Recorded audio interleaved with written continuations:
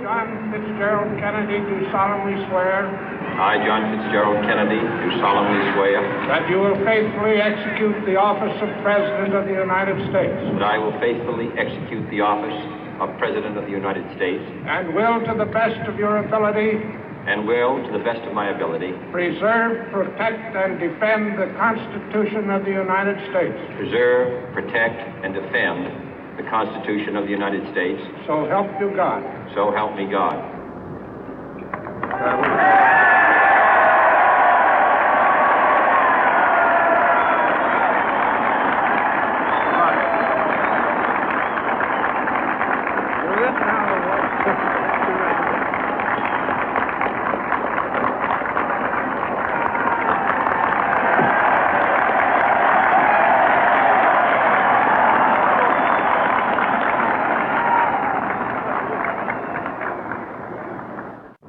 Vice President Johnson, Mr. Speaker, Mr. Chief Justice, President Eisenhower, Vice President Nixon, President Truman, Reverend clergy, fellow citizens. We observe today not a victory of party, but a celebration of freedom, symbolizing an end as well as a beginning, signifying renewal as well as change. For I have sworn before you and Almighty God the same solemn oath our forebears prescribed nearly a century and 3/4 ago. The world is very different now, for man holds in his mortal hands the power to abolish all forms of human poverty and all forms of human life. And yet the same revolutionary beliefs for which our forebears fought are still at issue around the globe. The belief that the rights of man come not from the generosity of the state, but from the hand of God. We dare not forget today that we are the heirs of that first revolution. Let the word go forth from this time and place to friend and foe alike that the torch has been passed to a new generation of Americans born in this century, tempered by war, disciplined by a hard and bitter peace, proud of our ancient heritage, and unwilling to witness or permit the slow undoing of those human rights to which this nation has always been committed and to which we are committed today at home and around the world.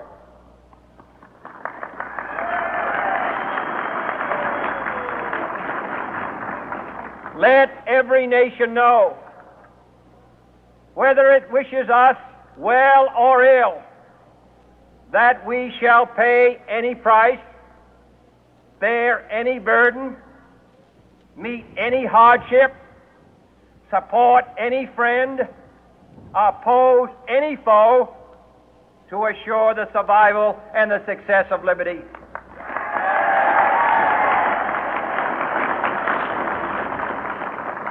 This much we pledge and more. To those old allies whose cultural and spiritual origins we share, we pledge the loyalty of faithful friends. United, there is little we cannot do in a host of cooperative ventures. Divided, there is little we can do, for we dare not meet a powerful challenge at odds and split asunder. To those new states whom we welcome to the ranks of the free, we pledge our word that one form of colonial control shall not have passed away merely to be replaced by a far more iron tyranny. We shall not always expect to find them supporting our view, but we shall always hope to find them strongly supporting their own freedom, and to remember that in the past, those who foolishly sought power by riding the back of the tiger ended up inside.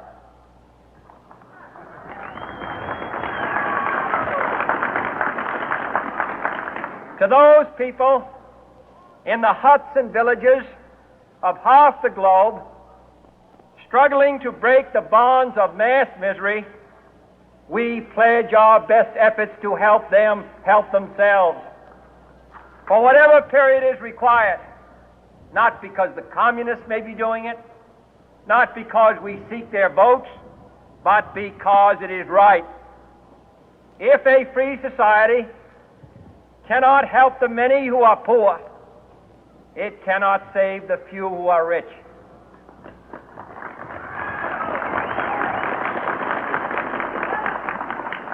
To our sister republics south of our border, we offer a special pledge to convert our good words into good deeds, in a new alliance for progress, to assist free men and free governments in casting off the chains of poverty. But this peaceful revolution of hope cannot become the prey of hostile powers. Let all our neighbors know that we shall join with them to oppose aggression or subversion anywhere in the Americas. And let every other power know that this hemisphere intends to remain the master of its own house.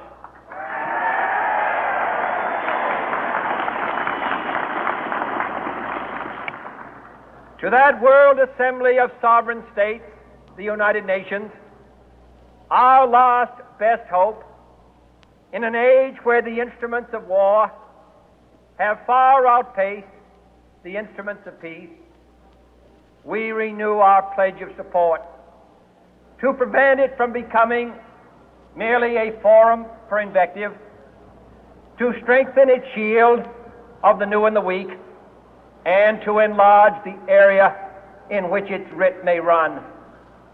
Finally, to those nations who would make themselves our adversary, we offer not a pledge, but a request that both sides begin anew the quest for peace. Before the dark powers of destruction, unleashed by science, engulf all humanity in planned or accidental self-destruction, we dare not tempt them with weakness, for only when our arms are sufficient beyond doubt can we be certain beyond doubt that they will never be employed. But neither can two great and powerful groups of nations take comfort from our present course, both sides overburdened by the cost of modern weapons, both rightly alarmed by the steady spread of the deadly atom, yet both racing to alter that uncertain balance of terror that stays the hand of mankind's final war. So let us begin anew, remembering on both sides that civility is not a sign of weakness, and sincerity is always subject to proof. Let us never negotiate out of fear, but let us never fear to negotiate.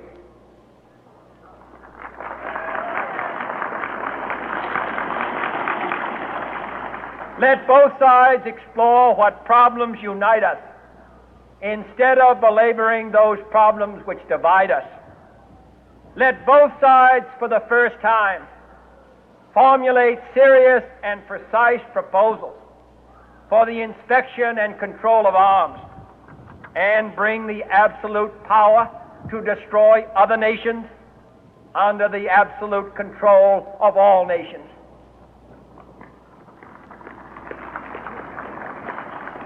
Let both sides seek to invoke the wonders of science instead of its terrors.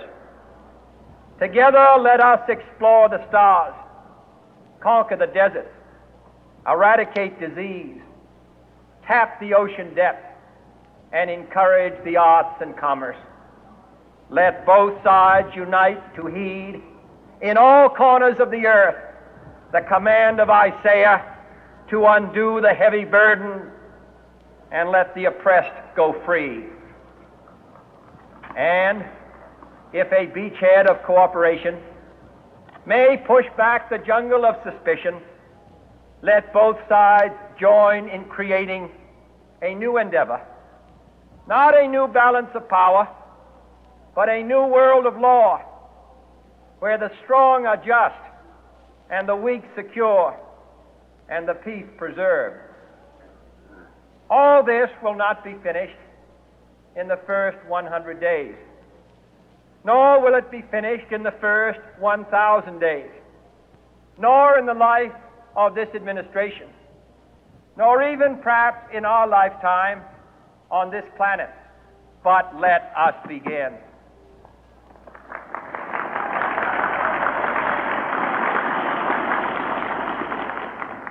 In your hands, my fellow citizens, more than mine, will rest the final success or failure of our course. Since this country was founded, each generation of Americans has been summoned to give testimony to its national loyalty. The graves of young Americans who answered the call to service surround the globe. Now the trumpet summons us again, not as a call to bear arms, though arms we need, not as a call to battle, though in battle we are, but a call to bear the burden of a long twilight struggle, year in and year out, rejoicing in hope, patient in tribulation, a struggle against the common enemies of man, tyranny, poverty, disease, and war itself. Can we forge against these enemies a grand and global alliance, north and south, east and west, that can assure a more fruitful life for all mankind? Will you join in that historic effort?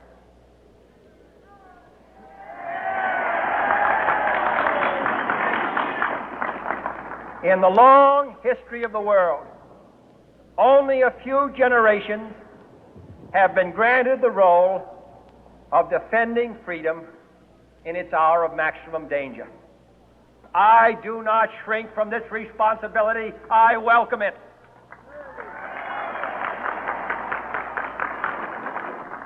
I do not believe that any of us would exchange places with any other people or any other generation.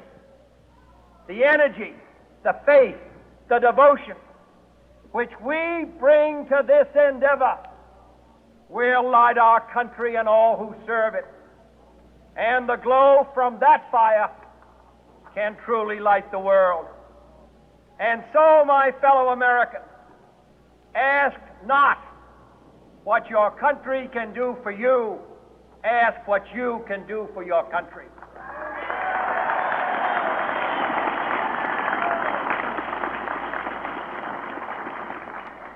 My fellow citizens of the world, ask not what America will do for you, but what together we can do for the freedom of man.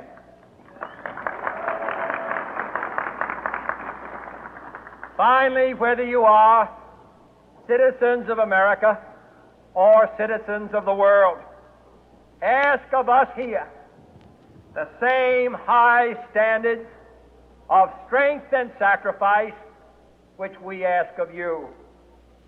With a good conscience, our only sure reward, with history the final judge of our deeds, let us go forth to lead the land we love, asking His blessing and His help, but knowing that here on earth God's work must truly be our own.